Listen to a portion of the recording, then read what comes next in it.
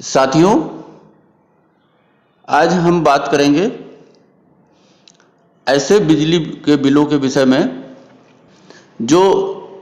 बिजली चोरी या अनाधिकृत उपयोग जो बिजली का होता है, उसमें बिजली विभाग बिल बना के उपभोक्ता को देता है और उपभोक्ता को पैसा जमा करना पड़ता है। यहाँ पर अभी के लिए हम बात करेंगे बिजली चोरी के जो बिल विभाग द्वारा बनाए जाते हैं उसके विषय में। अर्थात आज बिजली चोरी के जो बिल का निर्धारण जो होता है, बिल का निर्धारण जो किया जाता है, उसके विषय में बात करेंगे। तो साथियों, सबसे पहले हम बात करेंगे कि बिजली विभाग के जो उपभोक्ता हैं, जिन्होंने बिजली विभाग से कनेक्शन ले रखा है और उनके घर में बिजली विभाग की चेकिंग होती है और बिजली विभाग के कर्मचारी उसको बिजली चोरी मानकर उसका बिजली का बिल बना देते हैं, उसके विषय में बात करेंगे। साथियों, इसमें पहला बिंदु ये आता है कि जब बिजली चोरी का मामला बनता है तो उपभोक्ता के विरुद्ध थाने में एक FIR लिखा दी जाती है और अगर उपभोक्ता पुलिस की कार्रवाई से बचना चाहता है तो कंपाउंडिंग,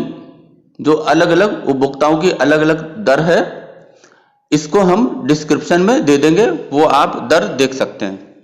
तो उपभोक्ता को उसे जमा करना पड़ता है और अगर उपभोक्ता वो जमा नहीं करता है तो पुलिस उसे ले जाती है थाने में, निरुद्ध रखती है और उसे जेल जाना पड़ता है। दूसरा, बिजली विभाग के जो कार्यालय है वो उपभोक्ता को एक बिल बना करके देता है जो प्रोविजनल बिल होता है और उपभोक्ता से उसमें ये कहता है कि आप अपनी टिप्पणी, अपना इस पे जो भी आपका पक्ष हो वो रखें और उस पक्ष को समझने, सुनने और देखने के बाद में एक उसका अंतिम बिल बना दिया जाता है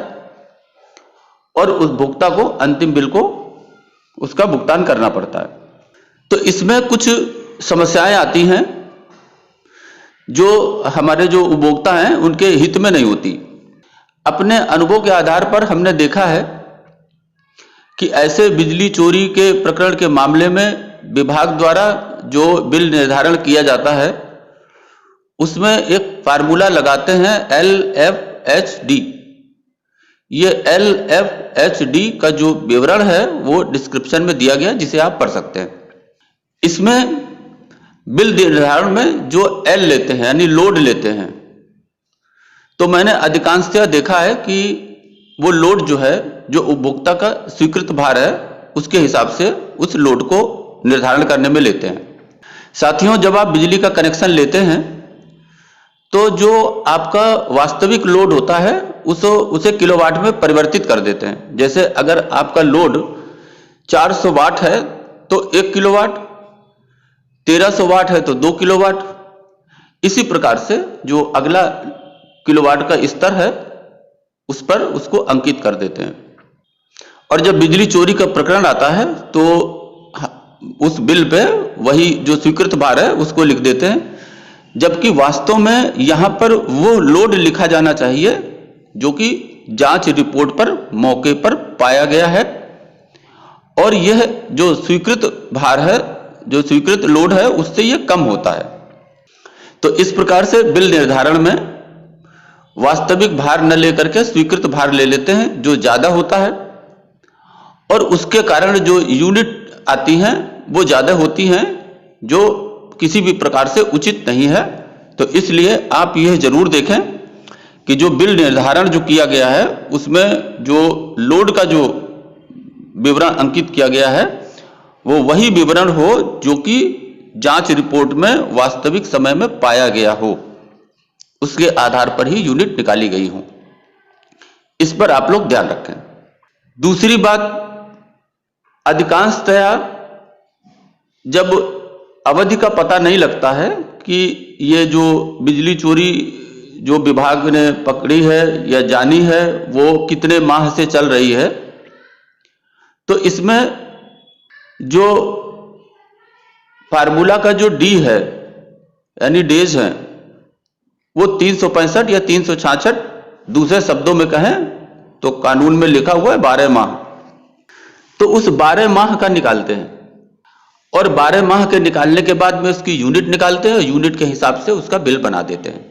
अब इसमें समस्या क्या है? इसमें समस्या यह है कि जब 12 माह की यूनिट निकालकर उपभोक्ता को उसका बिल बना के दे दिया गया है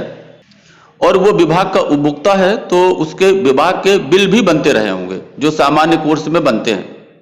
लेकिन देखा यह गया है कि बिजली चोरी के मामले में 12 माह का बिल बना करके उससे पैसा लेने के लिए उसको बिल तो दे देते हैं, लेकिन जो वास्तव में उसके बिजली के बिलों में 12 माह में जो भी असेसमेंट किया गया है उसे घटाते नहीं है। लिहाजा एक तरफ कंज्यूमर को उसके जो 12 माह में सामान्य बिलिंग जो की गई है उसका भी भुगतान करना पड़ता है, और जो बिजली चोरी के मामले में 12 माह का जो भी बिल बनाया गया है दुगने के हिसाब से वो भी देना पड़ता है। तो इस प्रकार से उसका बिल 2 गुने से कहीं बहुत अधिक हो जाता है। तो इसलिए आप ये ध्यान रखें कि यदि आपका 12 माह का बिल बनाया है तो 12 माह के ठीक पहले जो आपका बकाया था उस बकाये के बाद में जो ये 12 माह का बिल बनाया है इसको अगर जोड़ दिया जाए तो इतनी ही देनदारी आपकी बनती है जो आपके बिलों में सामान्य रूप से इन 12 माह में जो बिल निर्गत बना के किए गए हैं उसकी देनदारी आप पर नहीं है, तो उसका समायोजन होना चाहिए। तीसरी समस्या ये आती है कि हमारा जो बिजली बिल बनाने का जो टैरिफ है उस टैरिफ में जो यूनिट के रेट लिखे हुए हैं वो स्लैब के आधार पर लिखे गए हैं। जैसे 300 यूनिट तक इतना रुपया प्रति यूनिट, और 300 यूनिट से 500 यूनिट तक इतना रुपया प्रति यूनिट, और 500 यूनिट से अधिक में इतना रुपया प्रति यूनिट, अर्थात उपभोग के अनुसार अलग अलग तरह से हम बिलों की धनराशि निकाली जाती है। अब जब बिजली चोरी का बिल बनाते हैं तो उसमें अधिकतम दर से उस यूनिट का रेट निकाल देते हैं, जो कि ठीक नहीं है, गलत है। तो अब इसके आधार पे क्या किया जाए? इसके आधार पे पूरे 12 माह की जो यूनिट हैं वो फार्मूला के हिसाब से निकाल करके और उसमें से 12 से भाग दे करके 1 माह की यूनिट निकाले, और यूनिट निकाल करके स्लैब के अनुसार उसके अलग अलग जिस रेट में आते हैं उसके आधार पर मासिक इलेक्ट्रिसिटी चार्ज निकाल करके, और फिर उसको 12 माह का निकालना है तो 12 से गुणा करके, और दुगना करना है तो उसे दुगना की जाए। साथियों, यदि आप डिस्ट्रीब्यूशन कोड देखें तो डिस्ट्रीब्यूशन कोड में चोरी की जो यूनिट है उन्हीं के निकालने के फार्मूले दिए गए हैं, उन्हीं के निकालने के नियम दिए गए हैं। कहीं भी फिक्स चार्ज की बात नहीं कही गई है।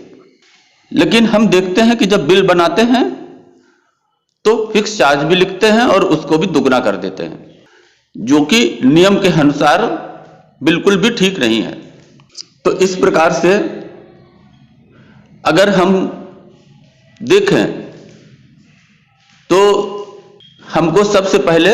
अपने 12 माह की सामान्य जो बिलिंग हुई है उसे देखना है। तो उसमें सबसे जो पहली बात है वो है कि ठीक 12 माह के पहले उपभोक्ता पर कितना बिल का बकाया धनराशि थी। दूसरी बात हम देखते हैं कि 12 माह के बाद अर्थात जिस माह चोरी पकड़ी गई वहां पर उसका कितना बिल का बकाया था। अब हो सकता है कि इन 12 माह में उपभोक्ता ने बिजली के बिलों का कुछ पैसा विभाग में जमा किया हो। तो अगर हम 12 माह के बाद यानी बिजली चोरी की माह में जो बकाया मालूम हुआ उसमें से ये भुगतान जो उपभोक्ता ने किया है उसको अगर हम जोड़ दें, क्योंकि भुगतान की राशि घटा दी गई होगी, उसको अगर हम जोड़ दें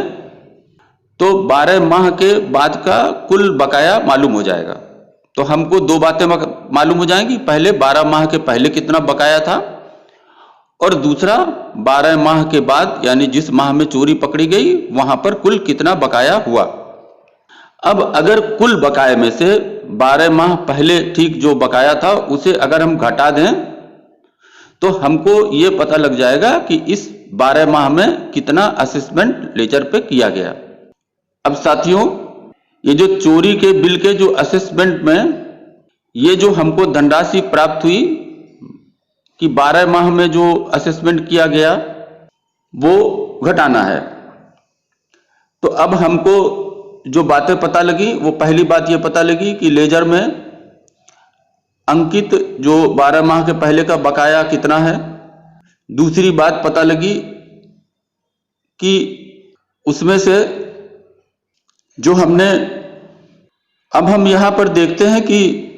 जो हमने चोरी का असेसमेंट जो निकाला है, उस असेसमेंट में यदि ये जो 12 माह में हमने जो असेसमेंट की जो लेजर में हुआ है इस धनराशि को घटा दें